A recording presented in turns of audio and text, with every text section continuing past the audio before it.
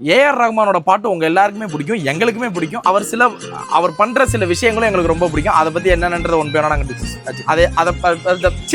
First இருந்தே போறேன்.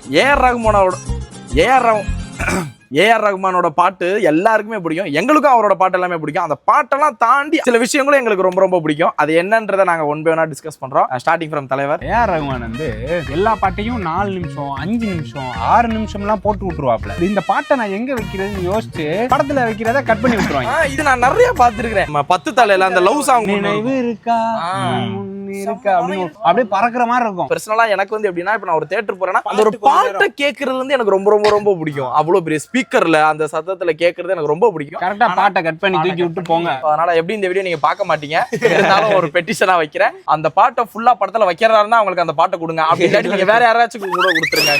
நாங்களாம் அந்த பாட்டு வந்து தியேட்டர்ல கேட்கணும்னு தான் வரோம். அடுத்து அவரோட அந்த ஷார்ட் வெர்ஷன் பாட்டெல்லாம் நிறைய இருக்கும், அதுக்கு பயங்கரமான ஃபேனு. வந்து ஜீன்ஸ் படத்துல பாத்தீங்கன்னா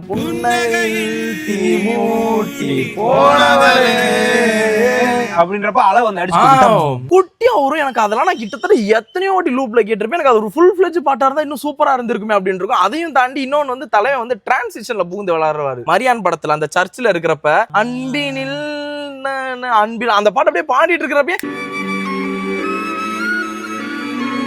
புள்ள இருக்குதுங்க. எனக்கு சரியான டிரான்சிஷன் இங்க போறாம எனக்கு வந்து தலைவன்கிட்ட தேவைப்படுறது வந்து OST ஃபைல்ஸ்.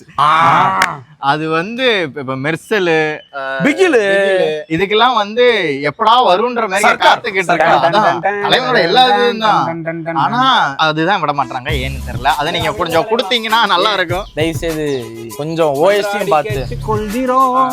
நாங்க ரிங்டோனா வச்சு நாளைக்கு ஒரு ரிங்டோன் கூட வச்சு நாங்க ஜாலியா விளையாடுவோம். அடுத்து விஸ்வா பக்கத்துல வராதீங்க, அவரே பயந்துருவாரு. பாப்பாருன்ற நம்பிக்கை வேற இருக்கு அவனுக்கு.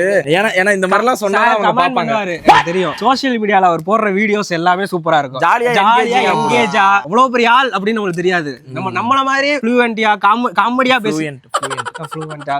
காமெடியா சோ அந்த ராவடி சாங்னா வந்து இப்ப இதுல இருந்து என்ன சொல்ற, நம்ம வீடியோ ரீக்ரியேட் பண்ணுவாருன்ற. நம்ம ஏதாவது வித்தியாசமா பண்ணா ரீக்ரியேட் பண்ணுவார். நம்மள எப்படி இல்ல பண்ணிருக்கோம். அவரை வச்சுட்டு அவருக்கும் பிடிச்சதை பத்தி அவர் பேசுறேன். ஆமா சார், உங்களுக்கும் உங்ககிட்ட உங்களுக்கு பிடிச்சதை வந்து கமெண்ட்ல சொல்லுங்க. வாங்க நம்ம வந்து பேசி ஒரு வீடியோ இந்த மாதிரி தான்.